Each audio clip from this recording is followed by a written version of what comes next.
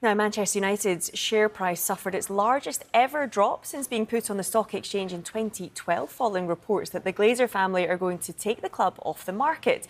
The value of United was wiped by more than £600 million after a devastating day for the owners. Well, let's get more on this. Andy Mitten, who is the United We Stand editor, joins me now. Andy, a very good afternoon to you. We've had nothing official from the club. What are you hearing, though? Do you think the sale is off for now? My understanding is that people within the club think that nothing has changed. There's been conflicting reports over the last month. Indeed, since the announcement was made last November, we've heard that bids are imminent, that decisions are imminent, and nothing has actually happened. We saw some reports 3 weeks ago that a sale would be completed in October. We saw the ones on Sunday saying that the Glazers were more inclined to stay in control. As I understand it, people within the club think that nothing has changed, and the strategic review, which could include a full sale, continues. And where does this leave the fan base then? Because you say that that's your understanding, but is it almost a little bit deflating for the fan base that it's just so unclear what's happening? I'd say stronger than deflating. There's a huge amount of frustration because there's been almost no communication. Fans don't know what to expect. They didn't expect any more from the Glazers. They've never been popular owners ever since that highly leveraged takeover in 2005. But they wanted some clarity, and the uncertainty doesn't help anyone, doesn't help with the club moving forward, be that with redeveloping Old Trafford, be that with future transfers. Well, it was relatively normal in terms of the summer transfer window and the recruitment. So the fans are hugely frustrated. I speak to lots of different people within the club, externally, in high positions out from the club. I don't think anybody knows the answer apart from the Glazer family as to what their true intentions are. And because of that, you see these conflicting stories going back and forward. And of course, the Glazers have been in charge for nearly 2 decades. We know that they don't seem to ever be worried about the criticism that they receive. Do you think money talks, though? And is there a price that you think they would sell for?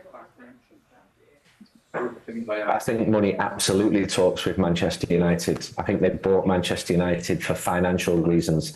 There's absolutely zero evidence that they had any affiliation with Manchester United before they loaded that debt onto the club with that leverage buyout in 2005. It's all about money for them, and it always will be about money for them. I think they expected more people to be interested in Manchester United, and despite two hugely significant offers from the Qatar-backed group and from Sir Jim Ratcliffe's Ineos group, it seems that they have not been satisfied, and that's what led to a second round of bidding, a third round of bidding, a fourth round of bidding. It's all on their terms, and they will extract as much from Manchester United as they can, as they have done since they took over in 2005. And that, again, adds to the frustration of the fans. If they walked away now with some of the reported bids, they'd still make huge, huge profits. Seemingly, that is not enough. In terms of matters on the pitch, we saw United make those 4 deadline day signings. Do you think Erik ten Hag is being held back a little bit in terms of this project he was given in rebuilding the side? When you make these deadline day signings, do you see a kind of clear goal, a clear pathway? Do you think Erik ten Hag is being a little bit held back by everything that's going on?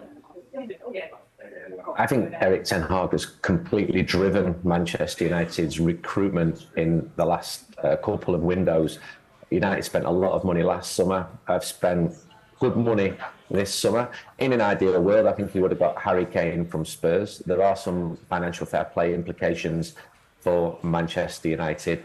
And the type of players that United are going for, because rivals are much stronger and are much stronger financially themselves, United cannot go to clubs like Spurs and get their players. So United are going for players who are good, who the fans welcome.